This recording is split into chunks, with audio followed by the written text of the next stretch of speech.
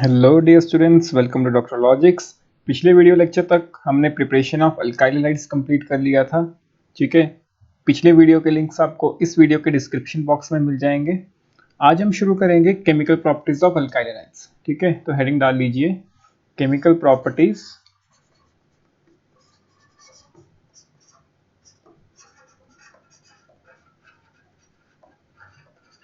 Of alkyl halides.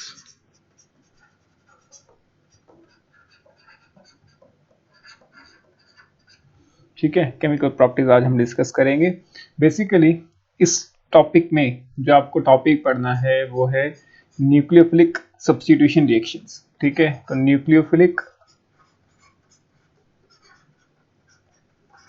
Substitution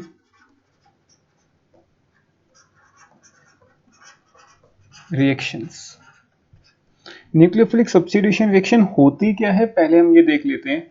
इसके अंदर हम क्या करते हैं, हमारा एक सबस्ट्रेट होता है। सबस्ट्रेट मतलब जिसके ऊपर हम रिएक्ट करवाने वाले हैं कुछ। ठीक है, तो सबस्ट्रेट हम लेते हैं, ये ऑर्गेनिक कंपाउंड ही होता है। और इस चैप्टर में हमारे पास सबस्ट्रेट क्या होगा, हमारा अल्काइल हैलाइड। ठीक है, इसके ऊपर भी न्यूक्लियोफाइल अटैक करेगा। सब्स्टिट्यूशन है और वो किसने की है, न्यूक्लियोफाइल ने। न्यूक्लियोफिलिक सब्स्टिट्यूशन मतलब न्यूक्लियोफाइल सब्स्टिट्यूट कर रहा है किसी चीज को। अब अगर इस कंपाउंड में देखें तो R के ऊपर पार्शियल पॉजिटिव होगा और X के ऊपर पार्शियल नेगेटिव होगा। तो न्यूक्लियोफाइल इलेक्ट्रॉन रिच होता है, तो वो हमारे R के ऊपर अटैक करेगा और यहाँ से X को बाहर निकाल देगा। ठीक है, तो हुआ क्या, बेसिकली R के साथ हमारा न्यूक्लियोफाइल लग गया और X नेगेटिव बाहर आ गया। कोई डाउट? तो क्योंकि X को सब्स्टिट्यूट किया एक न्यूक्लियोफाइल ने, इसीलिए हमने इसको नाम दिया न्यूक्लियोफिलिक सब्स्टिट्यूशन रिएक्शन। यहाँ पे जो X है वो हमारा क्या है, लीविंग ग्रुप। ठीक है, X को हम क्या बोला करेंगे, लीविंग ग्रुप। और Nu हमारा न्यूक्लियोफाइल है। ठीक है, न्यूक्लियोफाइल कितने तरह के होते हैं ये हम पढ़ चुके हैं। और एक चीज याद रखना कि जितने भी नेगेटिवली चार्ज न्यूक्लियोफाइल्स होते हैं वो हमेशा स्ट्रॉन्ग न्यूक्लियोफाइल्स की कैटेगरी में आते हैं। ठीक है, क्यों चाहिए ये चीज, ये आपको आगे पता चल जाएगा। बस अभी के लिए याद रखना कि जितने भी नेगेटिवली चार्ज न्यूक्लियोफाइल्स होते हैं वो स्ट्रॉन्ग होते हैं। ठीक है, तो ये बेसिक न्यूक्लियोफिलिक सब्स्टिट्यूशन रिएक्शन है, SN।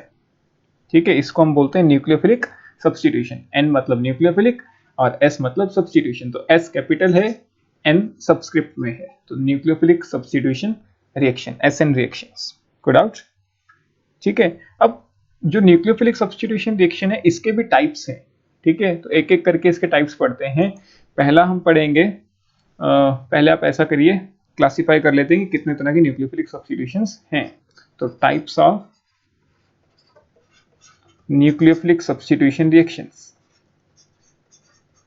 न्यूक्लियोफिलिक सब्स्टिट्यूशन रिएक्शंस, देखो एक हमारे पास होता है SN2 रिएक्शन, एक होता है हमारे पास SN1 रिएक्शन। ठीक है, एक होता है हमारे पास SNI। ठीक है, और एक होता है हमारे पास SNNGP। ठीक है, जो SN2 होता है वो स्टैंड करता है बाइमोलिकुलर न्यूक्लियोफिलिक सब्स्टिट्यूशन के। 2 मतलब बाइमोलिकुलर, बाइमोलिकुलर। N मतलब nucleophilic substitution, nucleophilic substitution reaction. ठीक है, और जो SN1, 1 का मतलब यूनिमोलिकुलर, तो unimolecular nucleophilic substitution.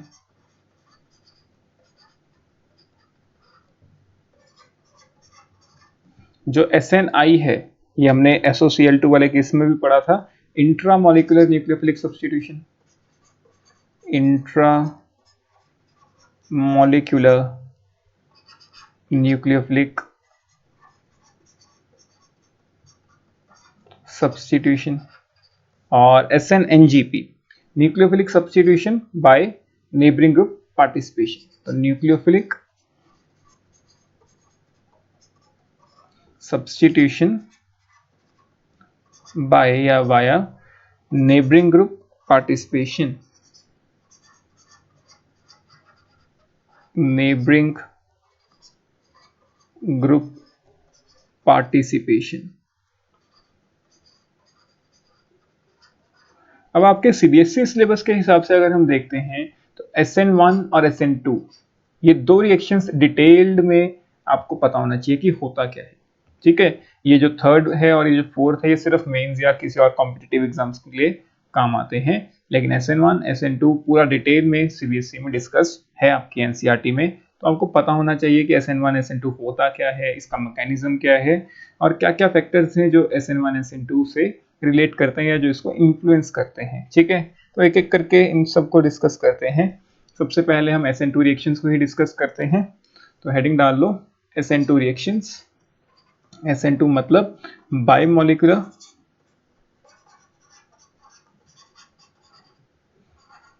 Biomolecular nucleophilic substitution. ठीक है, अब देखो इसके अंदर होता क्या है, पहले हम एक जनरलाइज सा मैकेनिज्म पढ़ लेते हैं। ठीक है, कि होता क्या है इसके अंदर। न्यूक्लियोफाइल ने सब्स्टिट्यूट करना है तो न्यूक्लियोफाइल तो चाहिए ही होगा। अब न्यूक्लियोफाइल अटैक किसके ऊपर करेगा, एक अल्काइल हैलाइड के ऊपर, तो अल्काइल हैलाइड भी चाहिए। तो मान लेते हैं सबसे छोटा अल्काइल हैलाइड हमारा CH3Br। ठीक है, ये कोई अल्काइल हैलाइड है और इसके अंदर देखो हम ऐसा करते हैं, मैकेनिज्म के हिसाब से चलते हैं स्टेप बाय स्टेप। तो जो पहला स्टेप होता है वो क्या है, जो न्यूक्लियोफाइल है वो कार्बन के ऊपर अटैक करेगा, क्योंकि कार्बन के ऊपर पार्शियल पॉजिटिव है, हेलोजन के ऊपर पार्शियल नेगेटिव है। तो पहला स्टेप ही क्या है, न्यूक्लियोफाइल कार्बन के ऊपर अटैक करे। ठीक है, अब जैसे ही न्यूक्लियोफाइल कार्बन के ऊपर अटैक करेगा, कार्बन ने पहले से 4 बॉन्ड बनाए हुए थे, अटैक करना मतलब एक नया बॉन्ड बनाना, तो कार्बन 5 बॉन्ड तो बना नहीं सकता। तो जैसे ही न्यूक्लियोफाइल अटैक करेगा, कार्बन अपना एक बॉन्ड तोड़ने लगेगा, और वो कौन सा बॉन्ड टूटेगा, बिल्कुल सही, ये कार्बन और हेलोजन का बॉन्ड टूटेगा। ठीक है, हमेशा याद रखना SN2 में न्यूक्लियोफाइल बैक साइड अटैक करता है। कैसा अटैक होता है, बैक साइड अटैक, पीछे से आगे वार करता है। ठीक है, back side attack. Back side किसके with respect to, leaving group के विद रिस्पेक्ट टू। हमारा यहाँ पे लीविंग ग्रुप क्या है, हेलोजन। तो जहां पे हेलोजन लगा होगा उसके पीछे से बैक साइड से आके अटैक होगा, तभी मैंने न्यूक्लियोफाइल यहाँ शो किया और ब्रोमीन यहाँ शो किया, एकदम बैक साइड अटैक हो रहा है। अब ऐसा नहीं है कि एकदम से ब्रोमीन बाहर निकल जाएगा। जो पहला स्टेप है वो आपका कुछ इस तरह से है, देखो रिवर्सिबल स्टेप है पहला। ठीक है, जो पहला स्टेप है इस मैकेनिज्म का वो एक रिवर्सिबल प्रोसेस है और ये स्लो स्टेप है इस रिएक्शन का, स्लो स्टेप। स्लो स्टेप मतलब RTS है ये इस रिएक्शन का, और इसके अंदर हम कोई पर्टिकुलर सॉल्वेंट तो लेंगे ही लेंगे। कैसा सॉल्वेंट लेंगे वो अभी सब हम डिस्कस करेंगे। ठीक है, जब हम फैक्टर्स इन्फ्लुएंसिंग SN2 रिएक्शंस पढ़ेंगे। तो पहला स्टेप क्या है, अटैक होना, और पहला स्टेप ही इसका स्लो स्टेप है। ठीक है, अब जब पहला स्टेप होता है तो हमें एक ट्रांजिशन स्टेट मिलती है। ट्रांजिशन स्टेट मतलब न्यूक्लियोफाइल धीरे धीरे कार्बन के साथ बॉन्ड बनाने लगता है, डॉटेड लाइन से शो करेंगे। जो ब्रोमीन है वो पीछे हटने लगता है, अपना इलेक्ट्रॉन लेके बॉन्ड तोड़ने लग जाता है। ठीक है, और कुछ इस तरह की बाकी के जो 3 हाइड्रोजन हैं वो कुछ इस तरह से रहेंगे। तो एक ट्राइगोनल बाइपिरामिडल हमें शेप मिलती है। ट्राइगोनल बाइपिरामिडल शेप जरूर है, लेकिन इस कार्बन की हाइब्रिडाइजेशन क्या है यहाँ पे, sp2। कार्बन की हाइब्रिडाइजेशन क्या होती है यहाँ पे, sp2 हाइब्रिडाइजेशन होती है, और इसको हम बोलते हैं transition state. Transition state, transition state क्या होती है, एक ऐसी स्टेट जिसमें पार्शियली फॉर्म्ड और पार्शियली ब्रोकन बॉन्ड्स होते हैं। कुछ बॉन्ड्स बन गए होते हैं, कुछ बॉन्ड्स टूट गए होते हैं। देखो ये जो बॉन्ड है ये पार्शियली फॉर्म्ड है, बॉन्ड फॉर्म्ड, और ये वाला जो बॉन्ड है ये पार्शियली ब्रोकन बॉन्ड है, धीरे धीरे टूट रहा है। ठीक है, जो ट्रांजिशन स्टेट होती है उसको हम ब्रैकेट में डाल के ऊपर हम लिख देते हैं इक्वल टू और ऐसे स्लैश डाल देते हैं। ये जो सिंबल है नॉट इक्वल टू वाला जो सिंबल है ये ट्रांजिशन स्टेट को रिप्रेजेंट करता है कि ये हमारी ट्रांजिशन स्टेट है। ठीक है, तो अब देखो क्योंकि ये स्लो स्टेप है, हमने काइनेटिक्स में भी पढ़ा है कि स्लो स्टेप से हम रेट पता करते हैं किसी रिएक्शन का। ठीक है, तो rate of any SN2 reaction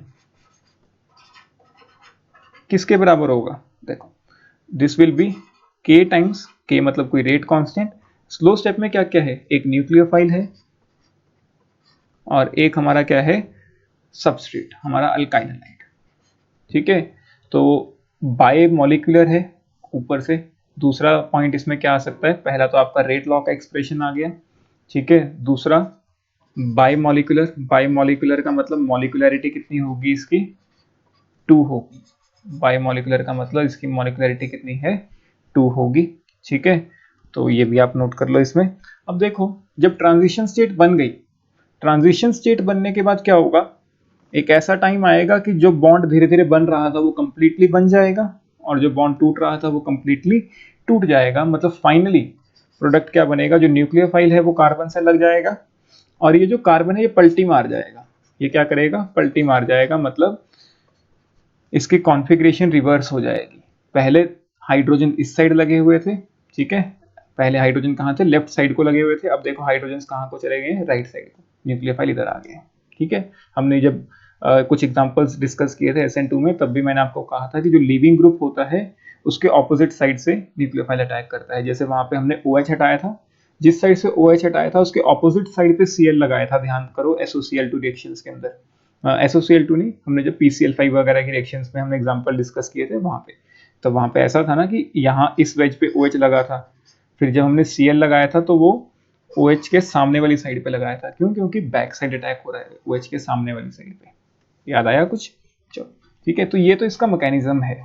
single step reaction होती है, कैसी रिएक्शन होती है, single step reaction, multiple step नहीं होता इसमें, सिंगल स्टेप रिएक्शन, एक ही स्टेप में कंप्लीट होता है। ट्रांजिशन स्टेट मिलती है, ट्रांजिशन स्टेट क्या होती है, एक ऐसी स्टेट जिसमें पार्शियली फॉर्म्ड और पार्शियली ब्रोकन बॉन्ड्स होते हैं। ठीक है, इसे नोट कर लो, फिर आगे पढ़ते हैं इसमें। तो ये 3 पॉइंट्स बहुत इंपॉर्टेंट हैं, ये ध्यान से नोट कर लेना। रेट ऑफ रिएक्शन जो हम स्लो स्टेप से निकालते हैं, वहां से हमें रेट पता चला, मॉलिक्यूलरिटी इसकी 2 है। It is a single step reaction involving a formation of transition state. ठीक है, अब हम इंपॉर्टेंट पॉइंट्स लिखते हैं SN2 रिएक्शन के। तो हेडिंग डालो आप, important points for SN2 reaction. Important points for SN2 reaction. तो अब हमने एक एक पॉइंट को डिस्कस करते हुए चलना है। पहले हम न्यूक्लियोफाइल के बारे में देख लेते हैं। अबाउट न्यूक्लियोफाइल, SN2 रिएक्शंस को करवाने के लिए आपको स्ट्रॉन्ग न्यूक्लियोफाइल्स की रिक्वायरमेंट होती है। ठीक है, तो nucleophile must be strong, nucleophile must be strong. ठीक है, न्यूक्लियोफाइल स्ट्रॉन्ग होना चाहिए। और अब याद आया मैंने क्यों बोला था कि negatively charge species are strong nucleophiles, इसी पॉइंट के लिए। तो जितने भी नेगेटिवली चार्ज स्पीशीज होते हैं आपके, वो सब के सब यहाँ पे आ जाएंगे, क्योंकि नेगेटिवली चार्ज स्पीशीज हमारे पास क्या होते हैं, स्ट्रॉन्ग न्यूक्लियोफाइल्स होते हैं। पीएच मतलब बेंजीन, OPH फिनॉक्साइड आयन। ठीक है, F नेगेटिव, Cl नेगेटिव, कोई भी आप ले लो, नेगेटिवली चार्ज स्पीशी होनी चाहिए, तो वो आपका स्ट्रॉन्ग न्यूक्लियोफाइल की कैटेगरी में आया करता है। साइनाइड हो गया, साइनाइड हमने पहले लिख ही लिया। ठीक है, तो जितने भी नेगेटिवली चार्ज स्पीशीज हैं तो न्यूक्लियोफाइल स्ट्रॉन्ग होना चाहिए। अब दूसरा पॉइंट हम डिस्कस करते हैं अबाउट सॉल्वेंट।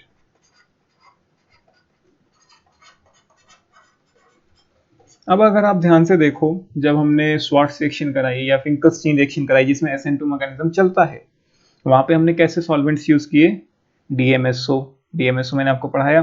तो इसमें SN2 में कौन सा सॉल्वेंट यूज करते हैं हम, एक पोलर एप्रोटिक सॉल्वेंट। ठीक है, इन SN2 favourable solvent is, favourable solvent is polar aprotic solvent, PAS, polar aprotic solvent। अब ये पोलर एप्रोटिक सॉल्वेंट क्या होता है वो भी हम देखते हैं। पहले आप इसके कुछ एग्जांपल्स देख लो। इसके एग्जांपल्स हैं DMF, DMF मतलब डाइमिथाइल फॉर्मामाइड, डाइमिथाइल फॉर्मामाइड। ठीक है, इसका स्ट्रक्चर हमारे पास कुछ इस तरह से होता है, HCON Me and Me, dimethyl formamide, या DMSO तो हमने पढ़ा ही है। तो अभी और भी एग्जांपल लिखते हुए चलेंगे। अभी आप इतने दो नोट कर लो एग्जांपल। DMSO मतलब डाइमिथाइल सल्फॉक्साइड, डाइमिथाइल सल्फॉक्साइड, ठीक है। और इसका स्ट्रक्चर हमने बनाया था उस टाइम पे भी कुछ इस तरह का, ठीक है। तो ये इतना नोट करो, फिर आगे पढ़ते हैं। चलो आगे पढ़ने से पहले हम टाइप्स ऑफ सॉल्वेंट के ऊपर एक छोटी सी डिस्कशन कर लेते हैं। इंपॉर्टेंट है, एनसीईआरटी में मेंशन्ड है, तो ध्यान से सुनेंगे, ठीक है। तो हेडिंग डाल लो सॉल्वेंट्स, कि हमारे पास कितने तरह के सॉल्वेंट्स होते हैं, ठीक है। हमारे पास एक तो होता है देखो नॉन पोलर सॉल्वेंट, NPS, ठीक है। Non polar solvent, non polar का तो मतलब आप समझते ही हो, जिसके अंदर डायपोल मूवमेंट क्या होता है, जीरो। एक ऐसा सॉल्वेंट जिसके अंदर डायपोल मूवमेंट क्या हो, जीरो हो, ठीक है। फिर हमारे पास एक आता है पोलर एप्रोटिक सॉल्वेंट, PAS, ठीक है। पोलर एप्रोटिक सॉल्वेंट, पोलर है तो मतलब इसका जो डायपोल मूवमेंट होगा वो नॉट इक्वल टू जीरो रहेगा। सिमिलरली एक हमारे पास आता है polar protic solvent, PPS, polar protic solvent, ठीक है। इसमें पोलर है तो इसका डायपोल मूवमेंट भी क्या रहेगा, नॉट इक्वल टू जीरो रहेगा, ठीक है। तो पहले ऐसा करते हैं, नीचे पूरा इसका फुल फॉर्म लिख लेते हैं। NPS मतलब non polar solvent,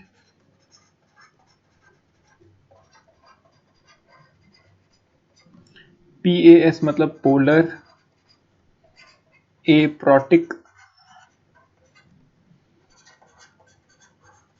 solvent, PPS मतलब polar protic solvent, polar protic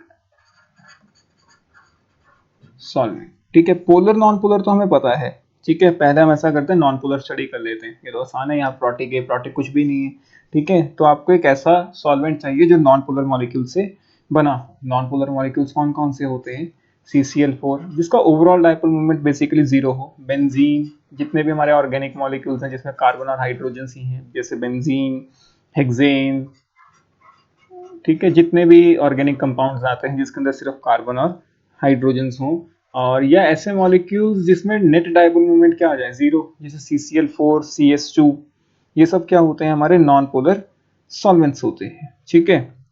अब जो नॉन पोलर सॉल्वेंट्स होते हैं उसकी अगर हम न्यूक्लियोफिलिक स्ट्रेंथ कंपैरिजन करना चाहें, कि हमने एक नॉन पोलर सॉल्वेंट में रिएक्शन कराई, हमें पता करना है कि उसमें हमने एक न्यूक्लियोफाइल डाला, कौन सा न्यूक्लियोफाइल स्ट्रांग होगा और कौन सा न्यूक्लियोफाइल वीक होगा, तो कैसे पता करें, किसी को कोई आइडिया।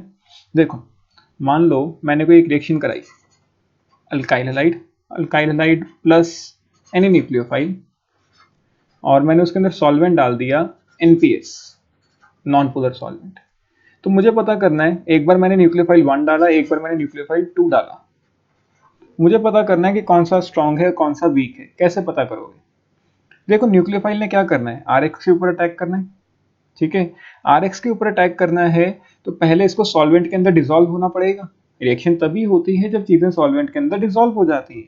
तो न्यूक्लियोफाइल हम उसको स्ट्रांग मानेंगे जो बहुत जल्दी इस नॉन पोलर सॉल्वेंट में क्या हो जाए, डिसॉल्व हो जाए, ठीक है। कोई डाउट। तो अगर solubility in a non polar solvent ज्यादा है तो न्यूक्लियोफिलिक स्ट्रेंथ भी कैसी होगी, ज्यादा होगी, ठीक है। तो इसमें हम न्यूक्लियोफाइल का स्ट्रेंथ कंपैरिजन कैसे करते हैं, nucleophile is strength is inversely proportional to ion pair strength, ion pair strength, ठीक है, is inversely proportional to ion pair strength. मतलब NaF वीक न्यूक्लियोफाइल होगा एज कंपेयर टू NaCl या NaBr या NaI, ठीक है। कोई डाउट। तो जब भी हमने न्यूक्लियोफिलिसिटी कंपेयर करनी है in a non polar solvent तो आप हमेशा क्या चेक करोगे, inversely proportional to ion pair strength, ठीक है। अब देखो जो फ्लोरीन है उसका साइज बहुत छोटा है तो चार्ज डेंसिटी बहुत ज्यादा है, तो जो इसके ऊपर नेगेटिव चार्ज डेंसिटी है वो बहुत ज्यादा है, तो आयनिक स्ट्रेंथ क्या होगी, इसकी ज्यादा होगी। Cl उससे कम हो गई, ठीक है, आयनिक स्ट्रेंथ कम हो गई। NaI की तो आयनिक स्ट्रेंथ क्या है, बहुत ही कम है, क्योंकि जो नेगेटिव चार्ज है वो तो पूरे एक बड़े मॉलिक्यूल के ऊपर डिस्पर्स है, कंसंट्रेटेड चार्ज नहीं है, ठीक है। कंसंट्रेटेड चार्ज नहीं है तो आयन पेयर स्ट्रेंथ क्या है इसकी, सबसे कम। आयन पेयर स्ट्रेंथ सबसे कम है तो इसकी न्यूक्लियोफिलिसिटी क्या है, सबसे ज्यादा है, तो नॉन पोलर सॉल्वेंट्स में न्यूक्लियोफिलिसिटी हम कैसे चेक करेंगे, हमेशा inversely proportional to ion pair strength रहा करेगी। ठीक है, कोई डाउट? अब जो पोलर एप्रोटिक सॉल्वेंट हैं, पहले तो आपको यही समझना है कि एप्रोटिक का मतलब क्या है। एप्रोटिक क्या होता है? जिसके ऊपर H+ ना हो, एक ऐसा मॉलिक्यूल जिसमें H+ ना हो, जो एसिड की तरह बिहेव ना कर सके।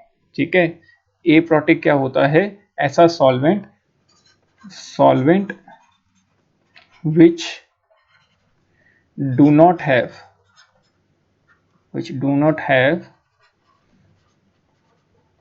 एसिडिक हाइड्रोजन, जो H+ बाहर ना लिबरेट कर पाए किसी भी कंडीशन में। ठीक है, इसके एग्जांपल्स हमने पढ़े हैं, DMSO, DMF, ठीक है, या THF टेट्राहाइड्रोफ्यूरेन, और भी बहुत सारे हैं, DMS डाइमिथाइल सल्फाइड, ठीक है, एसीटोन। तो इसके बहुत सारे एग्जांपल्स हैं। एसीटोन देखो, अब पोलर तो है, COCH3, तो जो CO वाला बॉन्ड है, क्योंकि इलेक्ट्रोनेगेटिव एलिमेंट है तो पोलर तो है, लेकिन यहाँ कोई भी एसिडिक हाइड्रोजन नहीं है। जितने भी अब DMSO हमने लिया वो चेक कर लो, उसके अंदर ऑक्सीजन है लेकिन फिर से एसिडिक हाइड्रोजन नहीं है। DMF देख लो, कोई भी नॉन पोलर सॉल्वेंट, कोई भी पोलर सॉल्वेंट देख लो, लेकिन उसके अंदर एसिडिक हाइड्रोजन ना हो तो वो क्या होता है? हमारा पोलर एप्रोटिक सॉल्वेंट। और पोलर एप्रोटिक सॉल्वेंट्स किसको फेवर करते हैं? SN2 रिएक्शंस को फेवर करते हैं। ठीक है, ये आपको पता होना चाहिए कि SN2 रिएक्शंस को क्या करते हैं? फेवर करते हैं। कोई डाउट इसके अंदर? ठीक है, अब इसके अंदर हमने न्यूक्लियोफिलिसिटी चेक करनी हो तो कैसे चेक करते हो? It is directly proportional to basic strength. तो यहाँ पे थोड़ा सा इसको ऊपर कर लेते हैं। पोलर एप्रोटिक सॉल्वेंट्स के अंदर हमेशा याद रखना है कि जो न्यूक्लियोफिलिक स्ट्रेंथ है वो डायरेक्टली प्रोपोर्शनल होती है किसके? बेसिक स्ट्रेंथ के। ठीक है, बेसिक स्ट्रेंथ के डायरेक्टली प्रोपोर्शनल हुआ करेगी। कोई डाउट? क्लियर हो गया ये चीज? बेसिक स्ट्रेंथ का मतलब जो ज्यादा स्ट्रॉन्ग बेस होगा वो स्ट्रॉन्ग न्यूक्लियोफाइल भी कहा जाएगा। ठीक है, तो ये आप याद रखो कि इसके अंदर जो स्ट्रॉन्ग बेस हुआ करेगा उसकी न्यूक्लियोफिलिक स्ट्रेंथ भी क्या हुआ करेगी? थोड़ी ज्यादा रहा करेगी। और पोलर प्रोटिक सॉल्वेंट में क्या है? पोलर भी हो, प्रोटिक मतलब जिसके अंदर एसिडिक हाइड्रोजन हो, जैसे हमारा वाटर, यहाँ पे H+ बाहर निकल सकता है ना, बेसिकली जिसके अंदर हाइड्रोजन लगा है एक इलेक्ट्रोनेगेटिव एलिमेंट से, वो सब पोलर प्रोटिक सॉल्वेंट्स हैं। ठीक है, एल्कोहल्स, ऑक्सीजन के साथ हाइड्रोजन लगा है। ठीक है, मिथेनॉल ले लो, इसमें एग्जांपल मिथेनॉल आ सकता है आपका, इथेनॉल इसका एग्जांपल हो सकता है। कोई भी कंपाउंड ले लो जिसमें एसिडिक हाइड्रोजन हो, एसिटिक एसिड ले लो आप, इसमें भी तो एसिडिक हाइड्रोजन होते हैं और पोलर भी है। फॉर्मिक एसिड ले लो, तो इसके तो बहुत सारे एग्जांपल्स हैं। ठीक है, पोलर प्रोटिक सॉल्वेंट्स के। लेकिन जो पोलर एप्रोटिक सॉल्वेंट है सिर्फ वही हम यूज करते हैं इन अवर SN2 रिएक्शंस। ठीक है, तो ये छोटा सा हमारा ब्रीफ सा इंट्रोडक्शन है टाइप्स ऑफ सॉल्वेंट्स के। ठीक है, तो ये नोट कर लो। अब देखो, जो हम जनरली सॉल्वेंट्स यूज करेंगे अपने SN2 रिएक्शंस के अंदर, ठीक है, वो एक तो DMS यूज किया करेंगे। DMS क्या है? Dimethyl sulphide, dimethyl sulphide, dimethyl sulphide मतलब SMe। ठीक है, पोलर है लेकिन कोई भी एसिडिक हाइड्रोजन यहाँ पे नहीं है। एक हम यूज करेंगे कभी कभी हम्पा, HMPA, हम्पा। ठीक है, हम्पा स्टैंड करता है हेक्सामिथाइल फॉस्फेमाइड, हेक्सामिथाइल फॉस्फोरामाइड, ऐसा आएगा, फॉस्फोरामाइड। ठीक है, हम्पा, हम्पा का मतलब P इस तरह से, double bond O, NMe2, NMe2, और यहाँ पे भी NMe2, हेक्सामिथाइल फॉस्फोरामाइड। ठीक है, विदाउट। एक हम यूज करेंगे THF, THF मतलब टेट्राहाइड्रोफ्यूरेन, टेट्राहाइड्रोफ्यूरेन, टेट्राहाइड्रोफ्यूरेन का स्ट्रक्चर ये होता है। ठीक है, आपको स्ट्रक्चर्स याद नहीं करने, टेंशन मत लो। ठीक है, बस आपको नाम ध्यान में रखने हैं कि ये जो सॉल्वेंट अगर आया तो वो SN2 रिएक्शन हुआ करेगी। DMSO, DMSO का स्ट्रक्चर हम पहले ही डिस्कस कर चुके हैं। ठीक है, और एक DMF डाइमिथाइल फॉर्मामाइड, इसका स्ट्रक्चर भी हम डिस्कस कर चुके हैं। तो ये 5 सॉल्वेंट्स जब भी आपको देखेंगे आपको याद रखना है कि SN2 रिएक्शन होगी, कोई डाउट? ठीक है, चलो अगर ये समझ आ गया है तो हम आगे चलते हैं कि जो हमारा पोलर एप्रोटिक सॉल्वेंट है हम सिर्फ वही क्यों लेते हैं इन SN2 रिएक्शन। ठीक है, तो अब हम पढ़ते हैं कि why polar aprotic solvent favours SN2। ठीक है, कि हमारा जो PAS सॉल्वेंट है वो SN2 को फेवर क्यों कर। देखो हमने एक न्यूक्लियोफाइल लिया NaX, ठीक है, NaX क्या करेगा, Na प्लस और X नेगेटिव में टूट जाएगा। वो सॉल्वेंट अच्छा है जो रिएक्शन को जल्दी करा दे, मतलब न्यूक्लियोफाइल का अटैक इजीली करवा दे। अब देखो जो हमारा पोलर एप्रोटिक सॉल्वेंट है, जैसे मैं यहाँ पे ले लेता हूँ डाइमिथाइल सल्फॉक्साइड, ठीक है, DMSO ले लेते हैं। अब डाइमिथाइल सल्फॉक्साइड है तो यहाँ पे ऑक्सीजन के ऊपर कैसा चार्ज होगा, पार्शियल नेगेटिव, ठीक है, और अगर पार्शियल नेगेटिव है तो ये सोडियम आयन को बड़े अच्छे से स्टेबलाइज कर देगा आयन डाइपोल इंटरेक्शन से। ठीक है, आयन और ये डाइपोल ही तो है, जैसे हम वाटर को सराउंड करते थे ना आयनिक स्पीशीज में, जब हमने केमिकल बॉन्डिंग किया था +1 में, तब हम क्या करते थे, Na+ को वाटर के मॉलिक्यूल्स घेर लेते थे। ऐसे ही यहाँ पे Na+ को क्या करेगा, अपना पोलर एप्रोटिक सॉल्वेंट के मॉलिक्यूल्स आसपास से घेर लेंगे। क्यों? क्योंकि आयन डाइपोल इंटरेक्शंस हैं। तो इसके आसपास बहुत सारे क्या होंगे, DMSO के मॉलिक्यूल्स होंगे जो इसको स्टेबलाइज कर रहे हैं। तो ये सब इसको क्या कर रहे हैं, स्टेबलाइज करने में हेल्प कर रहे हैं।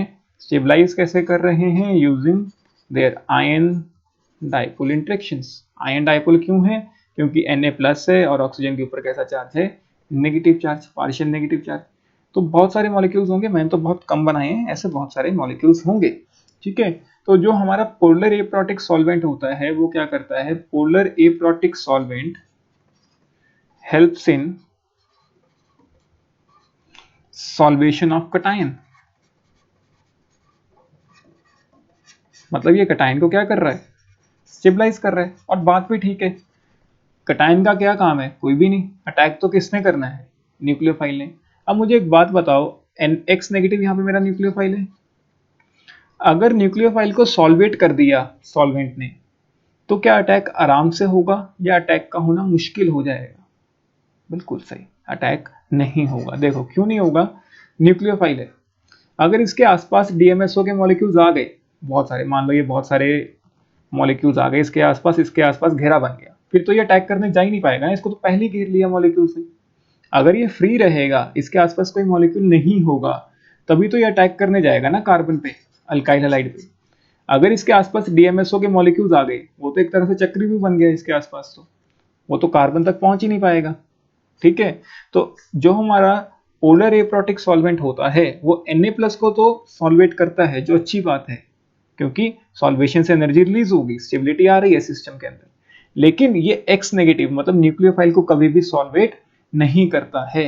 तो दूसरा पॉइंट आपने क्या लिखना है, अनायंस या nucleophiles are not solvated. Anions या हम कहें हमारा nucleophile is not solvated by polar aprotic solvent. ये पॉइंट क्लियर हुआ या नहीं हुआ? क्यों नहीं सॉल्वेट होता? क्योंकि इसके पास एसिडिक हाइड्रोजन नहीं है, बिकॉज ऑफ नॉन अवेलेबिलिटी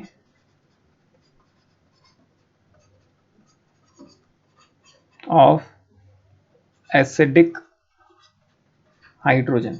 अगर किसी कंपाउंड के पास एसिडिक हाइड्रोजन है वही न्यूक्लियोफाइल को सॉल्वेट कर सकता है, अदरवाइज कोई भी सॉल्वेंट न्यूक्लियोफाइल को सॉल्वेट नहीं कर सकता, क्योंकि पोलर एप्रोटिक है। एप्रोटिक मतलब एसिडिक हाइड्रोजन यहाँ पे नहीं है, तो न्यूक्लियोफाइल की सॉल्वेशन यहाँ पे नहीं हो सकती। ये पॉइंट क्लियर है? तो न्यूक्लियोफाइल की सॉल्वेशन नहीं हो सकती, तो न्यूक्लियोफाइल के आसपास घेरा नहीं बनाया जा सकता, मतलब न्यूक्लियोफाइल एकदम फ्री है अपना अटैक करने के लिए, अपना अटैक को प्रोसीड करने के लिए।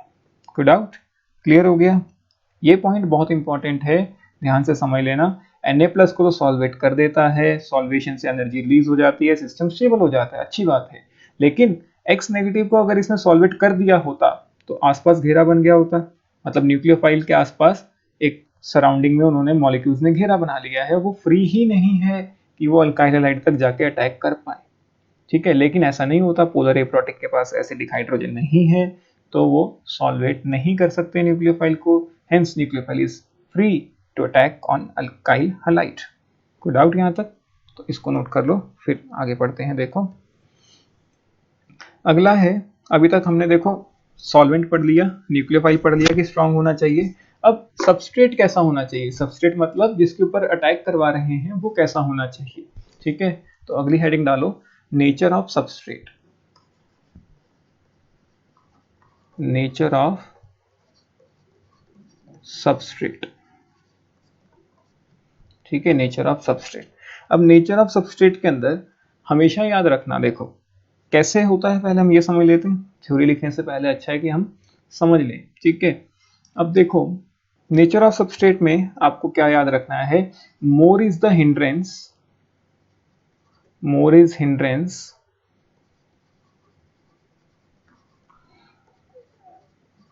लेसर इज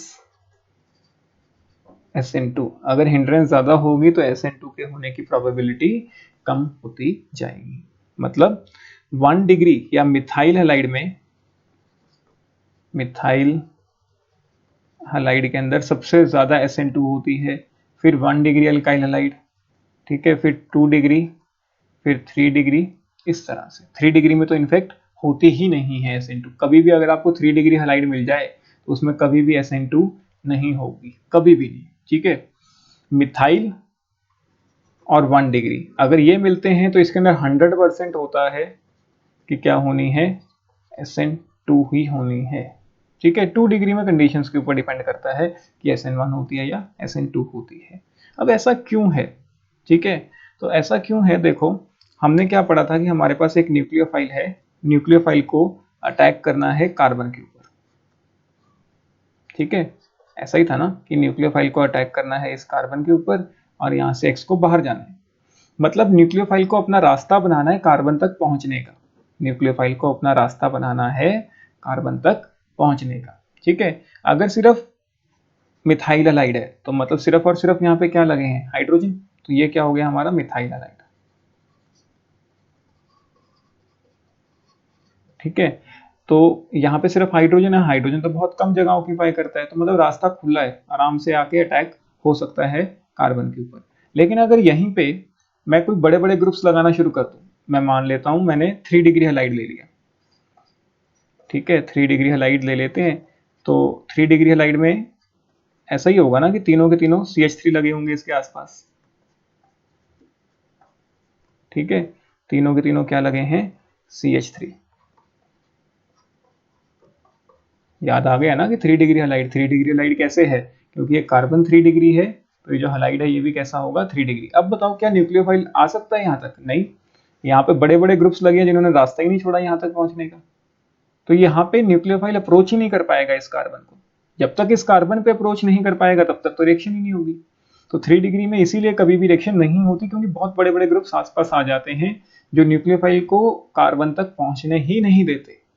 तो जैसे जैसे आप मिथाइल से आगे आगे मूव करते जाओगे, हिंड्रेंस बढ़ती जाएगी, हिंड्रेंस बढ़ने के कारण जो न्यूक्लियोफाइल का अप्रोच है वो मुश्किल होता जाएगा, तो SN2 की जो रिएक्शन है वो कम होती जाएगी। याद रखना 3 डिग्री में कभी भी SN2 नहीं होगी। मिथाइल क्लोराइड में सबसे बेस्ट रिएक्शंस होती हैं, मिथाइल क्लोराइड या हैलाइड ले लो। ठीक है, मिथाइल हैलाइड में सबसे जल्दी हो जाएंगी क्योंकि यहाँ पे सिर्फ हाइड्रोजन हैं। फिर हमने 1 डिग्री में कहा कि 1 डिग्री में हो तो जाएगी लेकिन थोड़ी सी रेट जो होगा वो कम रहेगा एज कम्पेयर टू मिथाइल। ठीक है, फिर 2 डिग्री में और रेट कम हो जाएगा क्योंकि बल्किनेस बढ़ने लग गई है। ठीक है, 2 डिग्री में और रेट कम हो गया और 3 डिग्री में तो हमारी SN2 होती ही नहीं है। कोई डाउट इस चीज को? ठीक है, चलो इसे नोट कर लो, फिर हम कुछ आगे पॉइंट्स डिस्कस करते हैं। यहाँ तक लिख लिया सबने? ठीक है, अब हेडिंग लिखो, following substrates will not give SN2। अब हम पढ़ रहे हैं कि कौन कौन से सबस्ट्रेट्स हमारे SN2 नहीं देते हैं। ऐसे ही क्वेश्चन CBSE में भी आ चुके हैं कि ये सबस्ट्रेट SN2 नहीं देता, क्यों नहीं देता, ठीक है। तो आपको पता होना चाहिए following substrates do not give SN2, ठीक है। मतलब ये जो रिएक्टेंट्स हैं ये SN2 रिएक्शन नहीं देते हैं। सबसे पहला है उसमें vinyl halide. Vinyl halide, vinyl halide क्या होता है, अगर एक डबल बॉन्डेड कार्बन पे ही हेलोजन लगा हो, मतलब जैसे ये मेरा कोई डबल बॉन्ड है, ये ही डबल बॉन्डेड कार्बन पे मैंने क्या लगा दिया, हेलोजन। तो देखो जो हेलोजन लगा है, ये जो हेलोजन है मेरा, ये कहाँ लगा है, डबल बॉन्डेड कार्बन पे, sp2 कार्बन पे, ठीक है। तो ऐसे हलाइड्स, ऐसे अल्काइल हलाइड्स कभी भी रिएक्शन शो नहीं करते। कौन सी रिएक्शन, SN2 रिएक्शन, कोई भी हो, बस डबल बॉन्डेड कार्बन पे अगर आपका हेलोजन लगा है, जैसे ये डबल बॉन्डेड कार्बन है, इस पे मैं हेलोजन लगा दूं तो विनाइल हैलाइड होगा, ठीक है। और एग्जांपल देखना है तो ये देखो इस तरह से, ठीक है। कोई भी हेलोजन लगा हो, अगर वो डबल बॉन्डेड कार्बन पे लगा है तो वो रिएक्शन शो नहीं करेगा। क्यों नहीं करते, उसके रीजंस देखते हैं। देखो पहला तो है क्योंकि ये रेजोनेंस स्टेबलाइज्ड रहता है, ये रेजोनेंस में होता है। रेजोनेंस क्यों है, देखो यहाँ लोन पेयर है, हेलोजन के पास हमेशा क्या होते हैं, तीन तीन लोन पेयर्स होते हैं, ठीक है। तो ये अपना लोन पेयर यूज करके यहाँ दे देता है इस तरह से, और फिर ये पाई बॉन्ड टूट के यहाँ आ जाता है, ठीक है। तो रेजोनेंस होती है इसके अंदर, और इसका जो रेजोनेटिंग स्ट्रक्चर मिलता है वो कैसा मिलता है, CH2 negative, CH double bond Cl plus, ठीक है। तो अब रेजोनेंस होने के कारण देखो इस बॉन्ड को टूटना था, अगर रिएक्शन होती तो क्लोरीन को बाहर जाना पड़ता, ठीक है। लेकिन अब क्लोरीन का टूटना और भी ज्यादा मुश्किल हो गया, क्यों, क्योंकि डबल बॉन्ड आ गए, ठीक है। रेजोनेंस के कारण हुआ क्या, डबल बॉन्ड आ गया, डबल बॉन्ड को तोड़ना और भी मुश्किल हो जाता है। तो partial double bond character, partial double bond character पहला रीजन जिसके कारण ये SN2 शो नहीं करता, ठीक है। पार्शियल डबल बॉन्ड करेक्टर के कारण हुआ क्या, बॉन्ड स्ट्रेंथ बढ़ गई, बॉन्ड स्ट्रेंथ इंक्रीजेस, ठीक है। बॉन्ड स्ट्रेंथ बढ़ गई तो उससे क्या हुआ, डिफिकल्ट टू ब्रेक, अब बाहर नहीं जा सकता, ठीक है। इस बॉन्ड को तोड़ना मुश्किल हो गया, डिफिकल्ट टू ब्रेक, इसीलिए ये न्यूक्लियोफिलिक सब्स्टिट्यूशन नहीं देगा, चाहे वो SN1 है चाहे वो SN2 है, न्यूक्लियोफाइल को तो बाहर जाना है ना, तो इसीलिए SN रिएक्शंस नहीं देगा, चाहे वो SN1 हो चाहे वो SN2 हो, क्योंकि दोनों ही रिएक्शंस में लिविंग ग्रुप को तो बाहर जाना है, यहाँ लिविंग ग्रुप का बाहर जाना ही मुश्किल हो गया है डबल बॉन्ड कैरेक्टर के कारण, इसीलिए ऐसे कंपाउंड्स न्यूक्लियोफिलिक सब्स्टिट्यूशंस शो नहीं करते, चाहे वो SN1 है चाहे वो SN2 है, स्पेशली विनाइल हैलाइड्स, ठीक है। तो ये पहला हो गया। दूसरे कंपाउंड्स जो न्यूक्लियोफिलिक सब्स्टिट्यूशन रिएक्शन शो नहीं करते, चाहे वो SN1 है चाहे वो SN2 है, वो कौन से हैं, aryl halides, aryl halides. Aryl halides मतलब बेंजीन के ऊपर ही क्या लगा हो, आपका हेलोजन लगा हो, बेंजीन ली उसी के ऊपर क्या लगा हो, हेलोजन लगा हो। इसमें भी क्या होता है, देखो रेजोनेंस होती है, फिर से वही चीज कि रेजोनेंस होने के कारण फिर से डबल बॉन्ड करेक्टर आएगा, ठीक है। डबल बॉन्ड करेक्टर आ गया तो बॉन्ड स्ट्रांग हो गया, तोड़ना और भी ज्यादा मुश्किल होता गया। तो यहाँ डबल बॉन्ड आ गया, ठीक है, इस तरह से, तो बॉन्ड को तोड़ना और भी मुश्किल हो गया, तो यहाँ पे भी न्यूक्लियोफिलिक सब्स्टिट्यूशन पॉसिबल नहीं होगी। पहला रीजन तो इसमें ये है, अराइल हैलाइड्स में दो रीजन है। दूसरा रीजन क्या है, देखो दूसरा रीजन ये है, अगर हम बेंजीन का स्ट्रक्चर बनाएं,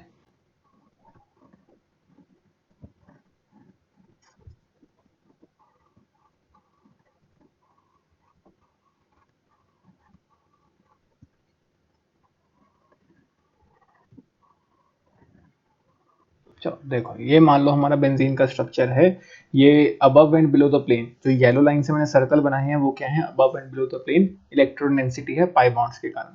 तो न्यूक्लियोफाइल को अगर अटैक करना है तो पीछे से होते हुए क्लोरीन तक पहुंचना पड़ेगा, तो क्या ये पीछे से होते हुए क्लोरीन तक पहुंच पाएगा, बिल्कुल भी नहीं। इसको पहुंचने ही नहीं देगी इलेक्ट्रॉन डेंसिटी। इलेक्ट्रॉन डेंसिटी भी नेगेटिव चार्ज होता है एक तरह से। न्यूक्लियोफाइल और इलेक्ट्रॉन डेंसिटी क्या करेंगे, रिपेल ही इतना कर जाएंगे कि वो उसको कार्बन तक पहुंचने ही नहीं देंगी।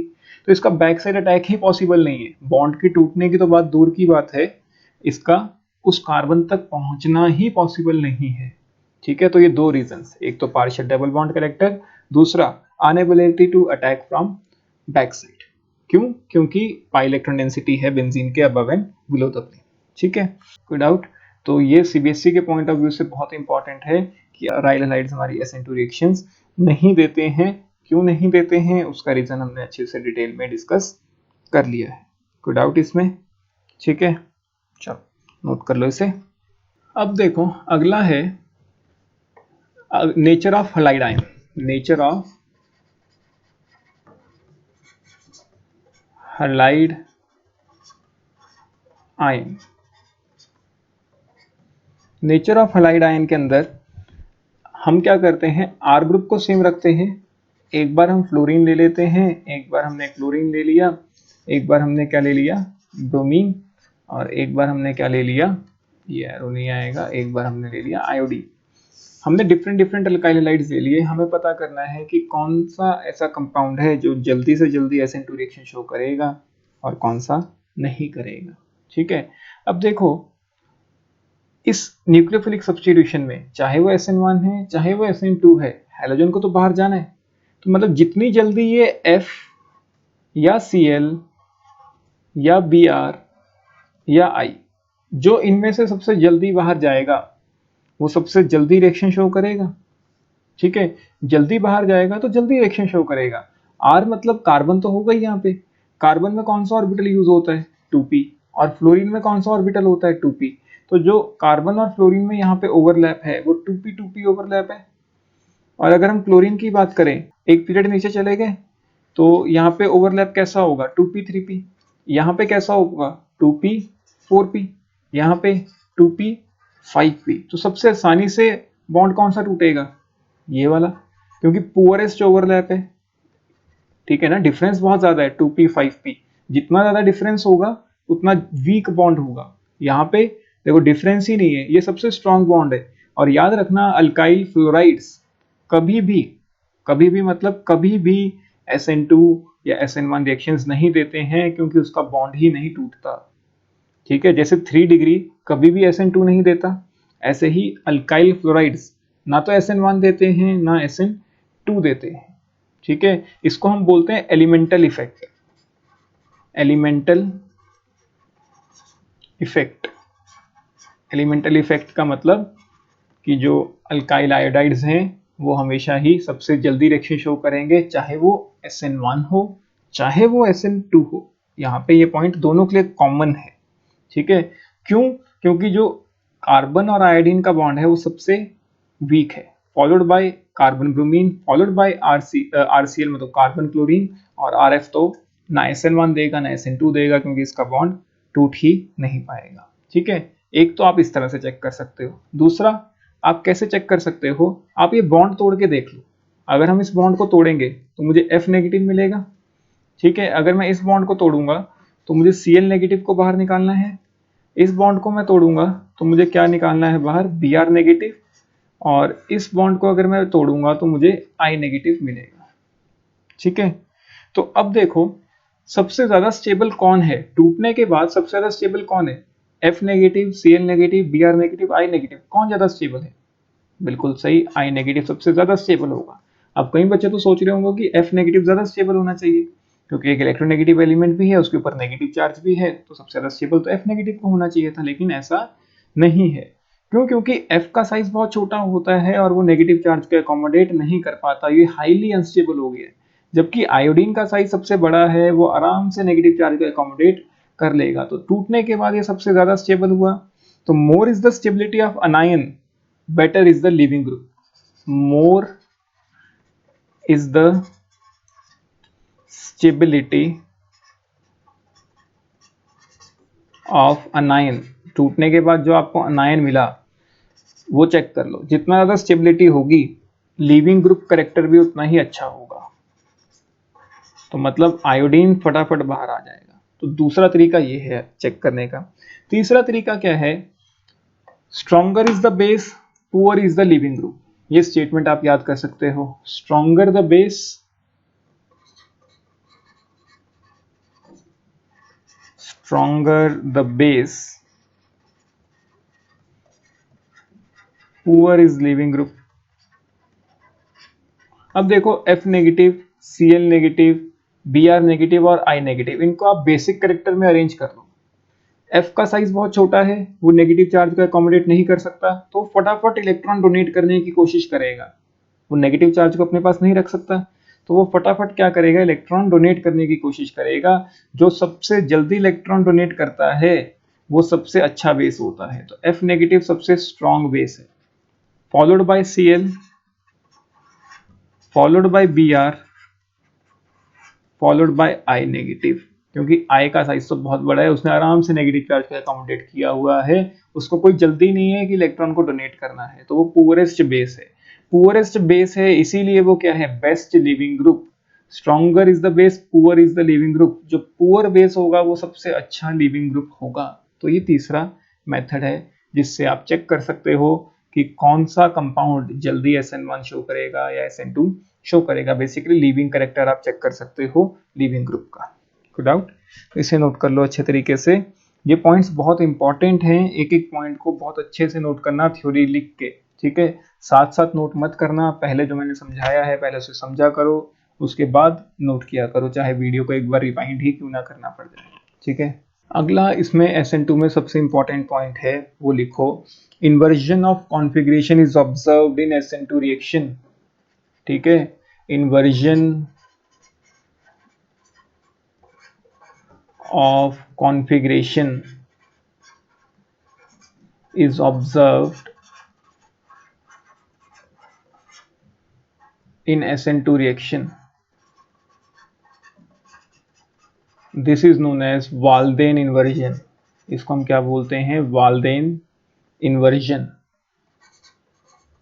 तो ये भी मेंस में आते हैं इसके ऊपर क्वेश्चंस, और CBSE में तो डायरेक्ट पूछा जाता है व्हाट इज वाल्डेन इन्वर्जन। ठीक है, इसके ऊपर हमने क्वेश्चन किए हुए हैं, फिर भी हम एक दो क्वेश्चन डिस्कस कर लेते हैं। देखो हमने ऐसे कुछ क्वेश्चंस किए थे, मान लो यहाँ H है, ठीक है, यहाँ आपका CH3 लगा है, यहाँ Cl लगा है, और यहाँ पे आपका Me लगा है, ठीक है, और आपने इसके ऊपर मान लो Na प्लस OCH3 नेगेटिव इसका अटैक कराया। देखो अब अभी तो हमने पढ़ा कि जो अल्काइल हलाइड्स हैं उनके ऊपर न्यूक्लियोफाइल का अटैक होगा, क्योंकि यहाँ पे हमने OCH3 नेगेटिव यूज किया, एक स्ट्रॉन्ग न्यूक्लियोफाइल यूज किया है। स्ट्रॉन्ग न्यूक्लियोफाइल है, ऊपर से ये बेस कैसा है, अल्काइल हलाइड कैसा है, 2 डिग्री। 2 डिग्री में डिपेंड करता है, ठीक है। अगर मैं पोलर एप्रोटिक सॉल्वेंट में करा दूं इस रिएक्शन को, तो 2 डिग्री में SN2 रिएक्शन हो जाएगी। पोलर एप्रोटिक जहां पे दिख गया समझ लो कि SN2 रिएक्शन होनी ही होनी है, ठीक है। पोलर एप्रोटिक सॉल्वेंट में मैं डाइथाइल ईथर ले लेता हूँ, ठीक है। तो अब क्या होगा, देखो ये अटैक करेगा बैक साइड से और हैलोजन को बाहर निकाल देगा। इन्वर्जन का मतलब जहां पे क्लोरीन पहले लगा था उसके बैक साइड पे, एकदम उसके ऑपोजिट साइड पे, मतलब यहाँ पे आप इनकमिंग न्यूक्लियोफाइल लगाओ OCH3, ठीक है। अगर यहाँ पे इनकमिंग न्यूक्लियोफाइल लगा तो मतलब Me को ये वाली जगह लेनी पड़ेगी, तो पलटी मार जाता है कंपाउंड, एक तरह से इसको हम क्या बोलते हैं कि पलटी मार गया, इन्वर्जन हो गई, ठीक है। अब आप इसकी कॉन्फ़िगरेशन भी चेक कर सकते हो, इसकी प्रायोरिटी नंबर 1 होगी, इसकी अच्छा यहाँ पे ना Me की जगह Et कर लो, Me की जगह यहाँ पे आप C2H5 कर लो, क्योंकि फिर तो वो कायरल कार्बन ही नहीं रहेगा, तो आप इसको यहाँ पे C2H5 लिख लो, ठीक है। तो अब ध्यान से देखो, इसकी कॉन्फ़िगरेशन नंबर, प्रायोरिटी नंबर 1, इसकी प्रायोरिटी नंबर 2, इसकी प्रायोरिटी नंबर 3, और ये लास्ट में प्रायोरिटी नंबर 4, ठीक है। तो 1 से 2, 2 से 3 कैसे जा रहे हैं, क्लॉकवाइज। क्लॉकवाइज और लोएस्ट प्रायोरिटी ग्रुप हमारा वर्टिकल वेज पे है, तो ये क्या होगा, R कॉन्फ़िगरेशन। सिमिलरली आप कॉन्फ़िगरेशन असाइन करो, यहाँ पे OCH3 ऑक्सीजन डायरेक्टली लगा है तो first priority, second priority, third and fourth को भूल गए, 1 से 2, 2 से 3, मतलब एंटी क्लॉकवाइज और लोएस्ट प्रायोरिटी हमारा लगा है वर्टिकल वेज पे, तो इसकी कॉन्फ़िगरेशन क्या हो गई, S। जो देखो R से क्या हो गया, S हो गया, तो इन्वर्जन हो गई है कॉन्फ़िगरेशन की। इसको हम बोलते हैं वाल्डेन इन्वर्जन। क्लियर हो गया सबको? ठीक है, अब हम ऐसा करते हैं, कुछ जनरलाइज सी रिएक्शन लिख लेते हैं अपने अल्काइलाइड्स पे जो SN2 पाथवे से जनरली चलती हैं। ठीक है, तो देखो मान लो मैंने CH3Br ले लिया।